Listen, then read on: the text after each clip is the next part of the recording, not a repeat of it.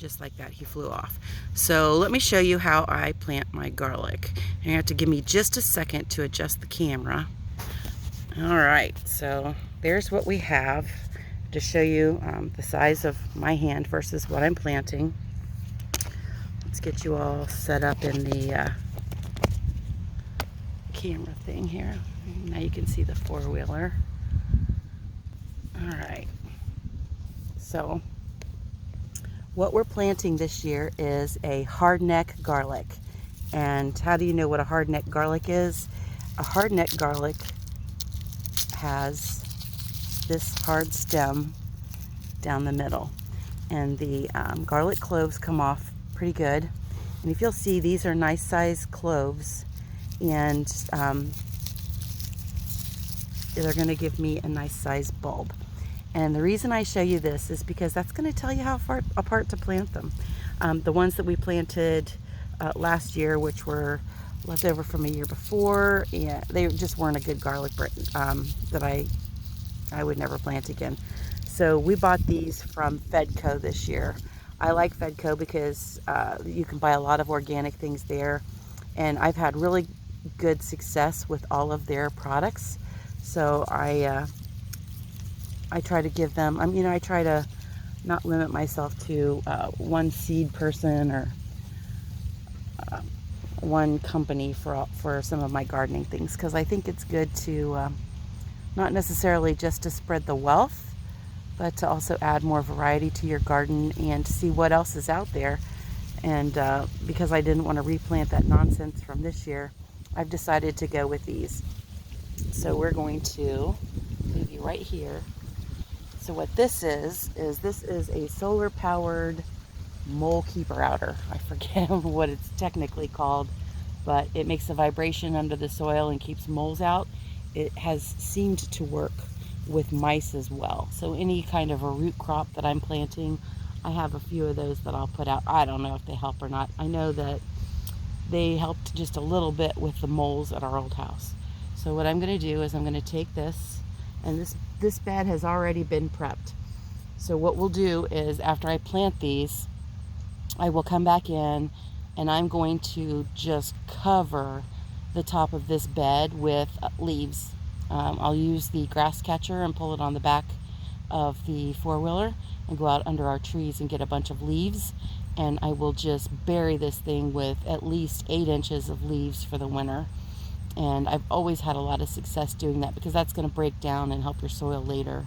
And then I'll come back in here in February and I will spread wood ash from our wood burner on this bed, and I'll do a nice little a nice little sprinkle on here, and I'll probably do a video of that because it just gives it that boost it needs right before spring.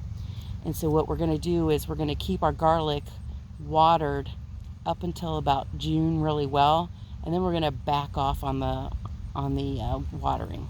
So I'm going to take my first bulb. Let's see if you can see where I put it in. And I'm going to, okay, so you've got this was the bottom of the clove where the roots were. So that's going to tell me.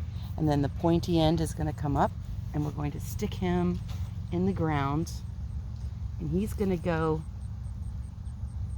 until there is that much space over his head of dirt.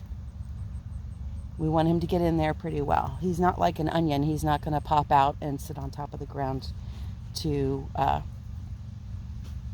grow. And so then what I do is I take my hand, because these are about half the size of these manly size hands, and I'm going to come over that far, and I'm going to put my next one in. And I don't cover them up until I get them all in. That way I know where I've been. And that's pretty well it. So we're just going to do this. And we're going to come about this far. And these are going to give us some nice sized garlic for next year. And it's going to be a good garlic. This was the, it's a music garlic. But it's an Italian music, so I don't know what that means, if anything. So I'm going to get the rest of my garlic in, and then I'll clean on my bed some more. And you want to leave all this dry on there. I don't take it off.